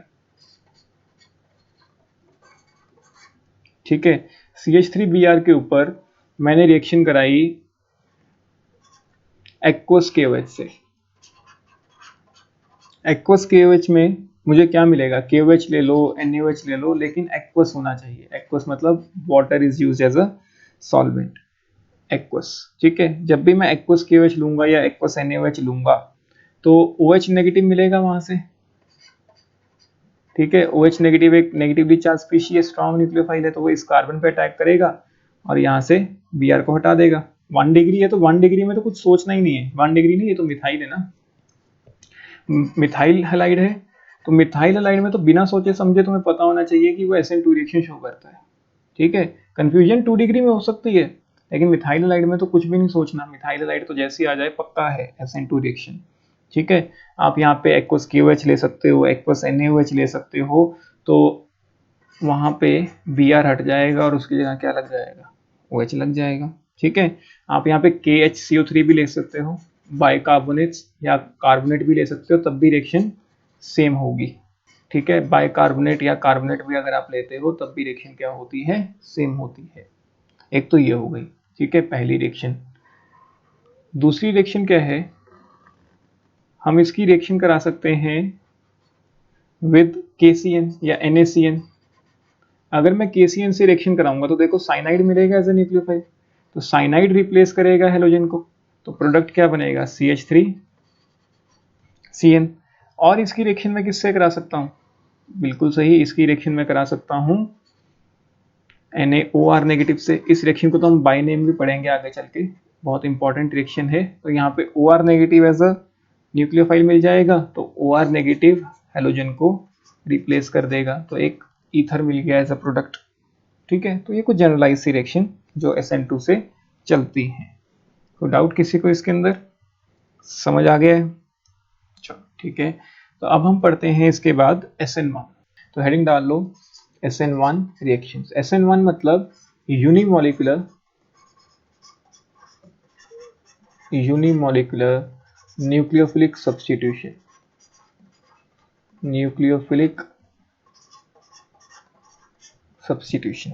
ठीक है, तो इसमें जैसे ही कोई SN1 का नाम ले तो आपके दिमाग में एक ही चीज आनी चाहिए, सॉल्वोलिसिस। सॉल्वोलिसिस रिएक्शन, सॉल्वोलिसिस, या अगर हम वाटर यूज करते हैं तो हाइड्रोलिसिस। ठीक है, सॉल्वोलिसिस होता क्या है, जहां पे आपका सॉल्वेंट ही न्यूक्लियोफाइल का काम करता है। जहां पे आपका सॉल्वेंट ही क्या काम करता है, न्यूक्लियोफाइल का काम करता है। अगर हम वाटर की बात करें तो वाटर एक सॉल्वेंट का काम भी कर सकता है, और उसमें ऑक्सीजन के ऊपर क्या होता है, लोन पेयर भी होते हैं, तो ये न्यूक्लियोफाइल का काम भी कर सकता है। तो वाटर दोनों काम करता है। तो अगर मैं वाटर को रखूं सिर्फ और कोई एक्सटर्नल न्यूक्लियोफाइल यूज ना करूं, मतलब वाटर ही एज अ न्यूक्लियोफाइल भी बिहेव करे और वाटर ही एज अ सॉल्वेंट भी बिहेव करे, तो ऐसी रिएक्शंस को हम क्या बोलते हैं, हाइड्रोलिसिस। जहां पे एक सॉल्वेंट का काम तो करता ही करता है, साथ में एक न्यूक्लियोफाइल का काम भी कर रहा है, उसको हम बोलते हैं सॉल्वोलिसिस रिएक्शन। ठीक है, अब इन रिएक्शंस में, SN1 रिएक्शंस में ऐसा क्या है, क्या ये रिएक्शंस अलग हैं? नहीं, जो प्रोडक्ट है वो काफी हद तक तो वही चीज बन रही है। देखो, है तो न्यूक्लियोफिलिक सब्स्टिट्यूशन। तो मान लो मैं कोई 3 डिग्री हैलाइड ले लेता हूँ, क्योंकि मैंने आपको SN2 में सिखाया था कि 3 डिग्री हैलाइड में SN2 रिएक्शंस नहीं होती। क्यों नहीं होती, क्योंकि उसके अंदर 100% है कि उसके अंदर SN1 होनी है। ठीक है, लेकिन अगर मैं इसकी रिएक्शन कराता हूँ, देखो वाटर की प्रेजेंस में, मैंने कोई एक्सटर्नल न्यूक्लियोफाइल यूज नहीं किया, मैंने सिर्फ क्या यूज किया, वाटर यूज किया। अब वाटर ही मेरा क्या काम कर रहा है, एक न्यूक्लियोफाइल का काम भी कर रहा है और एक सॉल्वेंट का काम भी कर रहा है। ऐसी रिएक्शंस में मैं इनको नाम देता हूँ हाइड्रोलिसिस रिएक्शन। होना तो यहाँ पे भी है, देखो वाटर से मुझे कौन सा न्यूक्लियोफाइल मिलता है, OH। वाटर में होता क्या है, H+ और OH नेगेटिव, तो OH ब्रोमीन को क्या करने वाला है, रिप्लेस, क्योंकि एंड ऑफ द डे है तो ये न्यूक्लियोफिलिक सब्स्टिट्यूशन ही ना, तो ब्रोमीन को सब्स्टिट्यूट तो एक न्यूक्लियोफाइल ही करेगा। तो न्यूक्लियोफाइल मुझे क्या मिल रहा है वहां से, OH। तो प्रोडक्ट तो यहाँ पे भी क्या आना है, ये बनना है, प्लस HBr, H प्लस और Br नेगेटिव कंबाइन कर जाएंगे, तो प्रोडक्ट तो यही बनना है। लेकिन जो मैकेनिज्म है वो चेंज हो गया है, जो फैक्टर्स इन्फ्लुएंसिंग है वो सब चेंज हो गए हैं, तो एक एक करके डिस्कस करते हैं। ठीक है, तो अब देखो, पहले तो आप ये देख लो कि यहाँ पे कौन कौन से आप सॉल्वेंट्स यूज कर सकते हो इन रिएक्शंस के अंदर। ठीक है, पहले हम एक बार वो देख लेते हैं। तो देखो, पोलर प्रोटिक सॉल्वेंट्स, हमेशा याद रखना हम कैसे सॉल्वेंट्स यहाँ यूज करते हैं, पोलर प्रोटिक सॉल्वेंट्स। वहां पे हम यूज करते थे पोलर एप्रोटिक, यहाँ पे हम यूज करते हैं पोलर प्रोटिक सॉल्वेंट्स। ठीक है, जैसे वाटर हो गया, ठीक है, वाटर, या फिर हम कोई अल्कोहल ले सकते हैं, CH3OH या ETOH, कोई भी अल्कोहल ले लिया, फॉर्मिक एसिड हो गया, ठीक है, या हमारा एसिटिक एसिड हो गया। अगर आपने पोलर प्रोटिक सॉल्वेंट यूज किया तो मतलब वहां पे SN1 होगा। ठीक है, तो डाउट। अब यहाँ पे जो अल्काइल हैलाइड है, अल्काइल हैलाइड अगर 1 डिग्री या मिथाइल है तब वो पक्का SN2 था, 3 डिग्री में वो पक्का क्या है, SN1। SN1 कब कब होगा, जब वो 3 डिग्री है, और 2 डिग्री में भी चांसेस हैं, 2 डिग्री दोनों में जा सकता है, SN1 में भी SN2 में, डिपेंडिंग ऑन द कंडीशंस। ठीक है, और आपको दे रखा हो पोलर प्रोटिक सॉल्वेंट, 3 डिग्री या 2 डिग्री हैलाइड हो और साथ में पोलर प्रोटिक सॉल्वेंट हो। ठीक है, तो आपका पक्का हो जाता है क्या होना है, SN1 होना है। सॉल्वेंट ही क्या हो वहां पे, न्यूक्लियोफाइल भी हो सकता है न्यूक्लियोफाइल अलग हो, ऐसा नहीं है कंडीशन की सॉल्वेंट हमेशा ही न्यूक्लियोफाइल हो, बस पोलर प्रोटिक सॉल्वेंट होना चाहिए। ठीक है, तो आपने SN1 मैकेनिज्म को क्या कर देना है, अप्लाई कर देना है। दोबारा समझ लो, अगर आपका 3 डिग्री है तब तो 100% है, कुछ नहीं सोचना, SN1 चलेगा। ठीक है, SN1 चलेगा in presence of polar protic solvent. 2 degree के केस में थोड़ी सी कुछ कंडीशंस है जो चेक करनी पड़ती हैं, एक एक करके हम सारे फैक्टर्स डिस्कस कर लेंगे अभी। ठीक है, तो पहले तो हम मैकेनिज्म देख लेते हैं कि ऐसा इसका मैकेनिज्म क्या है। ठीक है, मैकेनिज्म के लिए हमें एक रिएक्शन चाहिए, रिएक्शन हम यही ले लेते हैं कि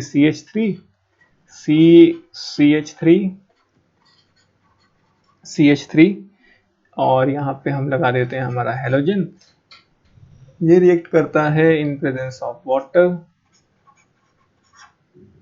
ठीक है, और हमने अभी अभी प्रोडक्ट पढ़ा इसका, कि प्रोडक्ट तो क्या बनना है, कुछ इस तरह से, यहाँ OH प्लस HBr, प्रोडक्ट तो यही बनना है, लेकिन इसका मैकेनिज्म अलग है। तो मैकेनिज्म देखते हैं। जो SN2 था वो सिंगल स्टेप रिएक्शन को फॉलो करता है, जबकि ये मल्टी स्टेप मैकेनिज्म को फॉलो करता है। तो इसमें बहुत सारे स्टेप्स होते हैं। तो पहला स्टेप क्या है, पहले स्टेप में हेलोजन बाहर जाएगा, वहां पे साइमल्टेनियसली अटैक हो रहा था, न्यूक्लियोफाइल अटैक कर रहा था, हेलोजन बाहर जा रहा था, एक ही स्टेप में ट्रांजिशन स्टेट बन रही थी। यहाँ ऐसा नहीं है, यहाँ पहले लीविंग ग्रुप को बाहर जाना है। ठीक है, तो पहला स्टेप क्या है इसका, कि लीविंग ग्रुप बाहर जाए। तो फर्स्ट स्टेप क्या है इसका, यहाँ पे इस तरह से लीविंग ग्रुप को बाहर निकालना। तो यही जो स्टेप है इस रिएक्शन का RDS है, स्लोएस्ट स्टेप है। ठीक है, RDS है, पोलर प्रोटिक सॉल्वेंट हमने यूज करना है। तो इसमें होगा क्या, देखो, जब मैं बाहर निकाल दूंगा तो एक तो मेरे पास कटायन बन जाएगा, अपना कार्बोकटायन, और लीविंग ग्रुप बाहर चला गया। तो फर्स्ट स्टेप क्या है, लीविंग ग्रुप को बाहर निकाल दो। तो यहाँ पे हमेशा हमें क्या मिलेगा, एक कार्बोकटायन। कार्बोकटायन मतलब इंटरमीडिएट।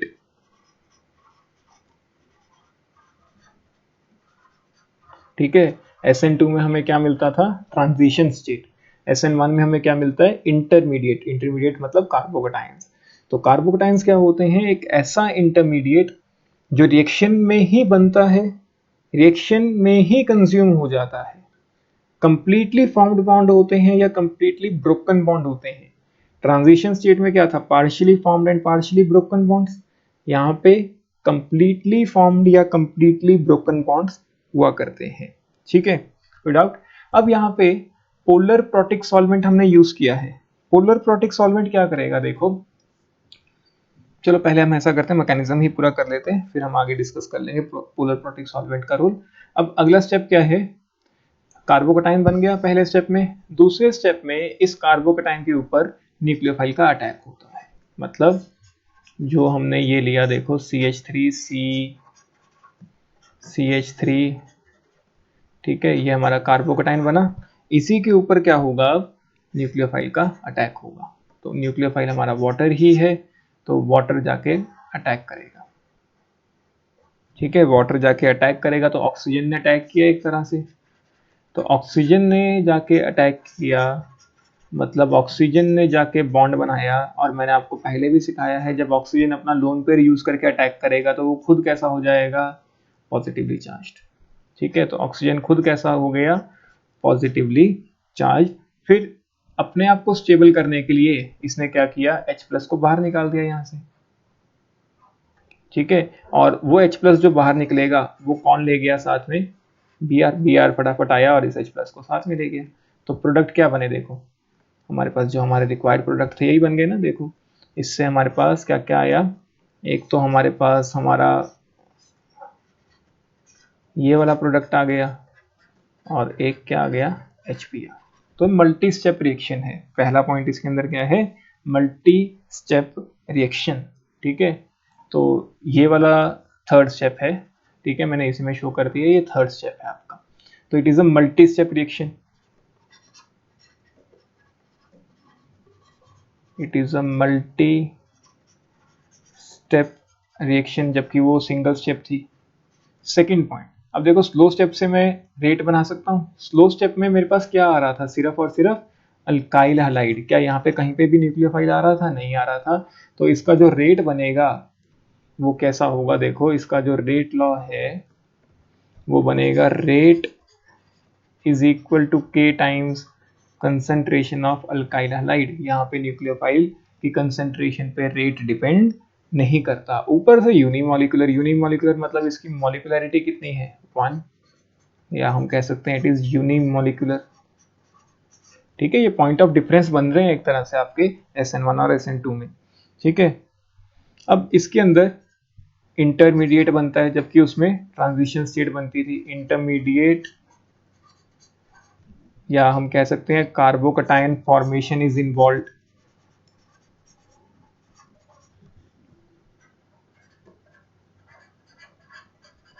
जबकि उसके अंदर हमारा ट्रांजिशन स्टेट बनता था, ठीक है। और ऊपर से यहाँ पे जो रेट है वो डिपेंड करता है स्टेबिलिटी ऑफ कार्बोकटाइन पे। ये बहुत इंपॉर्टेंट पॉइंट है, चाहे वो मेंस के क्वेश्चन है, चाहे वो CBSE के क्वेश्चन है।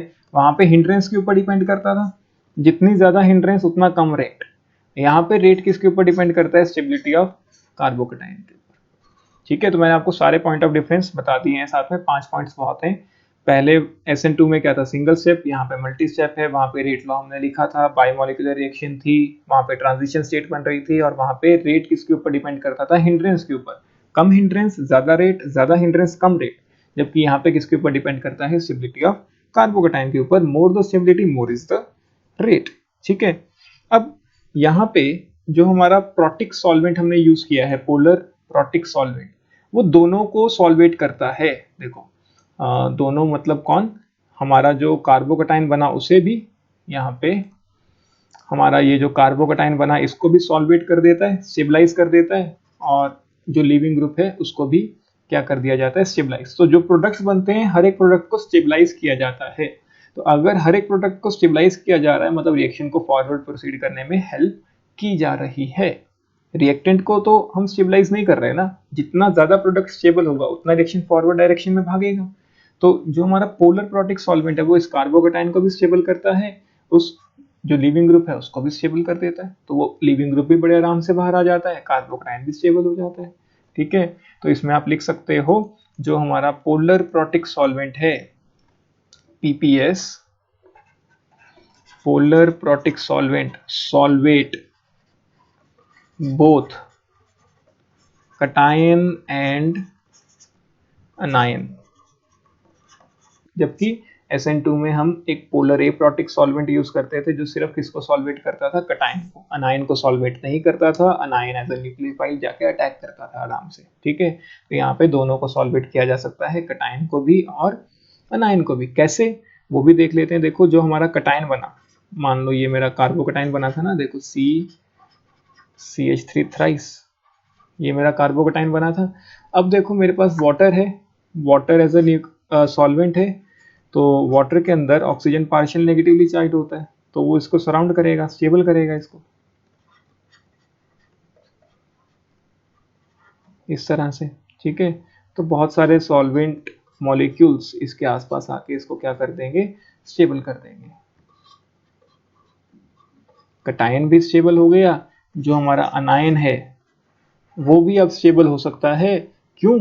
क्योंकि यहाँ पे एसिडिक हाइड्रोजन है। हमने पढ़ा था कि अनायन को सॉल्वेट करने के लिए हमें क्या चाहिए, हमारा एक एसिडिक हाइड्रोजन। क्योंकि वाटर के अंदर एसिडिक हाइड्रोजन है, क्योंकि प्रोटिक सॉल्वेंट है, तो बड़े आराम से ये अनायन को भी क्या कर देगा, सॉल्वेट कर देगा। ठीक है, यहाँ पे H आएगा इस तरह से, कोई डाउट? तो ये भी एक पॉइंट ऑफ डिफरेंस है। वहां पे हम पोलर एप्रोटिक सॉल्वेंट यूज करते थे, यहाँ पे पोलर प्रोटिक सॉल्वेंट यूज करते हैं। Polar aprotic solvent in SN2 stabilises या सॉल्वेट ओनली कटायन, जबकि polar protic solvent in SN1 solvate both cation and anion. ठीक है, कोई डाउट इसके अंदर? अच्छा ठीक है, अब देखो इसके बाद जो आपने पढ़ना है वो है nature of alkyl group, nature of alkyl group. अब देखो जितना ज्यादा स्टेबल उतना ज्यादा रेट टूवर्ड्स SN1 रिएक्शन। ठीक है, जो मिथाइल है, मिथाइल हलाइड्स या जो 1 डिग्री RX है, 1 डिग्री अल्काइल हलाइड्स, ये दोनों कभी भी SN1 नहीं देंगे, कभी भी नहीं। ये हमेशा और हमेशा क्या देंगे, SN2 देंगे। ठीक है, तो इनका रेट तो सबसे कम होगा टूवर्ड्स SN1 रिएक्शंस। 2 डिग्री का रेट थोड़ा ज्यादा होगा, और 3 डिग्री हमेशा ही क्या देगी, SN1 रिएक्शंस। ऐसा क्यों? 3 डिग्री का मतलब क्या है कि एक कार्बोकेटाइन जनरेट होगा जिसके आसपास 3 कार्बन्स लगे होंगे, तो ये बहुत स्टेबल कार्बोकेटाइन जनरेट करेगा यहाँ पे। कोई डाउट? क्लियर हो गया ये चीज? ठीक है, ऐसा क्यों है? क्योंकि 3 डिग्री से हमें 3 डिग्री कार्बोकेटाइन मिलेगा जो बहुत ज्यादा स्टेबल होगा। सबको क्लियर है? ठीक है, 3 डिग्री कार्बोकेटाइन स्टेबल है, इसलिए सबसे ज्यादा रेट यहाँ पे हमें मिलेगा। उसके बाद सेम अगर हम नेचर ऑफ हलाइड आयन देखें, तो नेचर ऑफ हलाइड आयन हमने पहले भी डिस्कस किया था कि RF सबसे कम न्यूक्लियोफिलिक सब्स्टिट्यूशन शो करता है या करता ही नहीं है, RCl उससे ज्यादा, RBr उससे ज्यादा, और RI उससे ज्यादा। एलिमेंटल इफेक्ट के अंदर हमने डिस्कस किया था SN2 रिएक्शन में, तो या वहां से एक बार जरूर चेक कर लेना। हमने 3 पॉइंट्स किए थे कि ऐसा क्यों है। तो सेम, क्योंकि यहाँ पे भी हेलोजन ने तो बाहर जाना है ना, लिविंग ग्रुप ने तो बाहर जाना ही जाना है, और इनफैक्ट यहाँ पे तो रेट डिटरमाइनिंग स्टेप में ही बाहर जाना है। वहां पे भी रेट डिटरमाइनिंग स्टेप में भी जाना था, यहाँ पे भी रेट डिटरमाइनिंग स्टेप में ही बाहर जाना है। तो जब तक ये हेलोजन बाहर नहीं जाएगा, मतलब लिविंग ग्रुप बाहर नहीं जाएगा, तब तक तो न्यूक्लियोफिलिक सब्स्टिट्यूशन की बात ही नहीं होती ना। तो अगर ये बाहर जाएगा तब हम कहेंगे कि न्यूक्लियोफाइल सब्स्टिट्यूट कर रहा है किसी चीज को। तो इसका बाहर जाना दोनों में मैंडेटरी है, चाहे वो SN1 है चाहे वो SN2 है, तो दोनों में ये ऑर्डर क्या रहता है, सेम रहता है। कोई डाउट? क्लियर हो गया?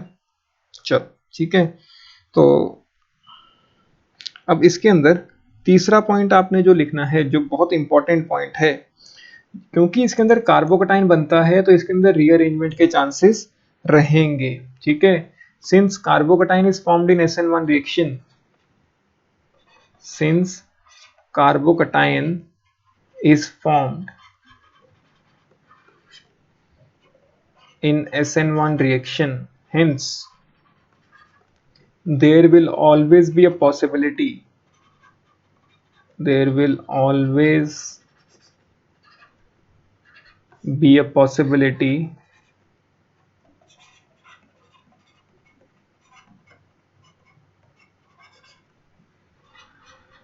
of rearrangement। यहाँ पे रीअरेंजमेंट की पॉसिबिलिटी हमेशा बनी रहा करेगी, तो आपको हमेशा रीअरेंजमेंट चेक करनी है। कोई डाउट? ठीक है, रीअरेंजमेंट कैसे चेक करनी है ये हमने पिछली वीडियो में भी एक छोटा सा पढ़ा था, एक बार और कुछ एग्जांपल्स डिस्कस कर लेते हैं। ठीक है, मान लो हमने ये कंपाउंड लिया, ठीक है, और इसकी रिएक्शन कराई विद वाटर। अब देखो ये जो हलाइड है, ये हलाइड कैसा है, 2 डिग्री, ठीक है, 2 डिग्री SN1 भी शो करता है, SN2 भी शो करता है। तो पहला डिसीजन तो आपने यही देखना है कि SN1 करेगा या SN2 करेगा, क्योंकि मैंने यहाँ पे सिर्फ सॉल्वेंट लिया है वाटर और कोई न्यूक्लियोफाइल नहीं यूज किया, तो मतलब सॉल्वेंट ही एज अ न्यूक्लियोफाइल काम करेगा। जब सॉल्वेंट ही एज अ न्यूक्लियोफाइल काम करे तो ये कौन सी रिएक्शन है, SN1, और ऊपर से पोलर प्रोटिक सॉल्वेंट यूज किया हुआ है। पोलर प्रोटिक तो किसमें हम यूज करते हैं, SN1 में ही तो यूज करते हैं। तो SN1 में पहला स्टेप क्या है, लीविंग ग्रुप को बाहर निकालना, तो मैंने लीविंग ग्रुप को बाहर निकाल दिया। ठीक है, लीविंग ग्रुप को जैसे ही मैंने बाहर निकाला, यहाँ पॉजिटिव चार्ज आ गया। अब कार्बोकेटाइन जो बना, आप चेक करो कि क्या पॉजिटिव चार्ज को इसके एडजेसेंट कार्बन पे शिफ्ट करके आप इससे ज्यादा स्टेबल कार्बोकेटाइन जनरेट कर सकते हो या नहीं। एक ये एडजेसेंट कार्बन है इसका, और एक ये। अब मैंने आपको क्या सिखाया था कि मान लो मैं यहाँ पे शिफ्ट करके देखता हूँ, तो इसको यहाँ ले आऊंगा और हाइड्रोजन को उठा के यहाँ लगा दूंगा। ठीक है, तो बनेगा क्या, देखो हाइड्रोजन यहाँ लग गया, मतलब पॉजिटिव चार्ज खत्म हो गया और पॉजिटिव चार्ज यहाँ आ गया। ठीक है, अब कार्बोकेटाइन की स्टेबिलिटी चेक करने का सबसे बेस्ट मेथड है, आप अल्फा हाइड्रोजन चेक करो। जहां पे जिस कार्बन पे पॉजिटिव चार्ज है, इस कार्बन पे पॉजिटिव चार्ज था, इसके साथ वाले कार्बन पे हाइड्रोजन देखो कितने हैं, एक ये साथ वाला कार्बन है और एक ये साथ वाला कार्बन है। इस पे कितने हाइड्रोजन थे, 2, और इस पे कितने हाइड्रोजन थे, 1। तो टोटल ऑफ 3 अल्फा हाइड्रोजन्स। जबकि यहाँ पे ये कार्बोकेटाइन बना, ठीक है, ये कार्बोकेटाइन बना और ये अल्फा कार्बन होगा और ये अल्फा कार्बन होगा। अब कितने अल्फा हाइड्रोजन्स हो गए, 4। ठीक है, तो इस साइड तो रीअरेंजमेंट हो सकती है, आपको दोनों साइड चेक करनी है। जहां पे ज्यादा स्टेबल बन रहा होगा वो आपका फाइनली प्रोडक्ट रीअरेंज प्रोडक्ट होगा। ठीक है, तो इस साइड की जगह अब मैं क्या करता हूं, देखो मेरा कार्बोकेटाइन ये बना था, यहाँ पॉजिटिव चार्ज था, मैंने इस साइड पे शिफ्ट करके देख लिया इसे नीचे को। अब मैं ऊपर को शिफ्ट करके देखता हूँ, तो मैं क्या करता हूँ, इस हाइड्रोजन को यहाँ ले आता हूँ, इस पॉजिटिव चार्ज को यहाँ ले आता हूँ। ठीक है, तब क्या बनेगा, देखो पॉजिटिव चार्ज यहाँ आ गया, एक मिथाइल ग्रुप, ऐसा करते हैं पॉजिटिव चार्ज नीचे लिखते हैं, पॉजिटिव चार्ज यहाँ इस कार्बन पे है, एक मिथाइल ग्रुप अभी भी लगा हुआ है और हाइड्रोजन यहाँ शिफ्ट हो गया। अब अल्फा हाइड्रोजन काउंट करो इसके जरा, देखो अब साथ वाले कार्बन जितने भी हैं वो सब चेक करने हैं। तो ये भी साथ वाला कार्बन है, ये भी साथ वाला कार्बन है और ये भी साथ वाला कार्बन है। 2 हाइड्रोजन यहाँ लगे हैं, 2 यहाँ लगे होंगे और यहाँ CH3 है, मतलब 3 हाइड्रोजन यहाँ मिले, तो टोटल कितने हो गए, 7 अल्फा हाइड्रोजन। तो ये सबसे ज्यादा स्टेबल कार्बोकेटाइन मिला। तो इससे 4 अल्फा हाइड्रोजन वाले से भी ज्यादा स्टेबल कौन है, ये। तो ये रीअरेंज प्रोडक्ट मिलेगा और ये रीअरेंज प्रोडक्ट नहीं मिलेगा। तो आपने क्या करना है, आपने पॉजिटिव चार्ज को एडजेसेंट कार्बन पे लेके जाके देखना है, अल्फा हाइड्रोजन चेक करने हैं, जो ज्यादा अल्फा हाइड्रोजन वाला कंपाउंड होगा वो ज्यादा स्टेबल कार्बोकेटाइन बनेगा। तो यहाँ पे रीअरेंजमेंट होगी। ठीक है, तो यहाँ पे रीअरेंजमेंट हुई। अब देखो इस रीअरेंजमेंट को मैं क्या नाम दे सकता हूँ, मैंने हाइड्रोजन को शिफ्ट किया एडजेसेंट कार्बन पे, इसीलिए मैं इसको बोलता हूँ 1 से 2 पे, मतलब एडजेसेंट कार्बन से 1 से 2 पे मैंने H नेगेटिव शिफ्ट किया, तो ये रीअरेंजमेंट रिएक्शन हुई।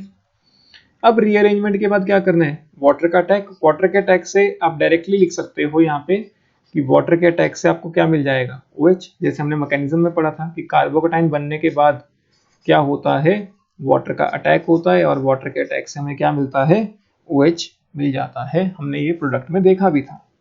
कोई डाउट, हो गया क्लियर ये चीज, चलो ठीक है।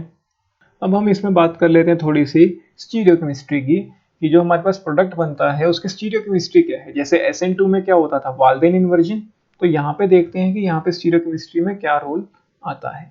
देखो यहाँ पे जो कार्बोकेटाइन आपके पास मिलता है, यहाँ पे हमें क्या मिलता है, एक कार्बोकेटाइन, मान लो ये मेरा 3 डिग्री कार्बोकेटाइन था।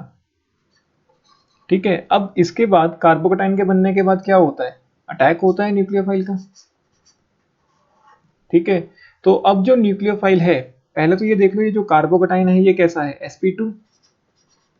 sp2 का मतलब प्लेनर, ट्रायगोनल प्लेनर। तो अब जो न्यूक्लियोफाइल का अटैक है वो अबव द प्लेन भी हो सकता है और बिलो द प्लेन भी हो सकता है। क्योंकि अटैक अबव द प्लेन और बिलो द प्लेन दोनों हो सकता है तो हमें रेसमिक मिक्सचर मिलता है। Racemic mixture is obtained. Racemic mixture का मतलब जितना ऊपर से अटैक होने की पॉसिबिलिटी है उतना ही नीचे से अटैक होने की पॉसिबिलिटी है। तो दोनों प्रोडक्ट्स इक्वल अमाउंट्स में मिलेंगे। तो अगर एक R मिलेगा 50% तो 50% हमें क्या मिलेगा S। तो 50% R 50% S तो नेट ऑप्टिकल रोटेशन सॉल्यूशन की क्या हो जाती है, 0 हो जाती है। +1 में पढ़ा ही है। थोड़ा सा आप उस पार्ट को एक बार रिवाइज कर लो। अगर नहीं भी करना तो CBSE में इतना सफिशियंट है कि SN2 में वाल्देन इन्वर्जन होती है और SN1 में क्या होता है, रेसमिक मिक्सचर। क्यों? क्योंकि above and below the plane की जो अटैक की पॉसिबिलिटी है वो दोनों इक्वली प्रोबेबल है। इक्वली प्रोबेबल है तो दोनों प्रोडक्ट्स इक्वली मिलेंगे, hence racemic mixture is obtained. कोई डाउट? ठीक है, तो ये हो गया हमारा SN1 रिएक्शन के बारे में। तो आप SN1 और SN2 दोनों अच्छे तरीके से एक बार पढ़ लो। जो भी इसमें डाउट आते हैं वो हम अगली क्लास में डिस्कस कर लेंगे। ठीक है, अगली क्लास में हम डिस्कस करेंगे कुछ बाय नेम हमारी केमिकल रिएक्शंस जो अल्काइल हाइड्स शो करते हैं। ठीक है।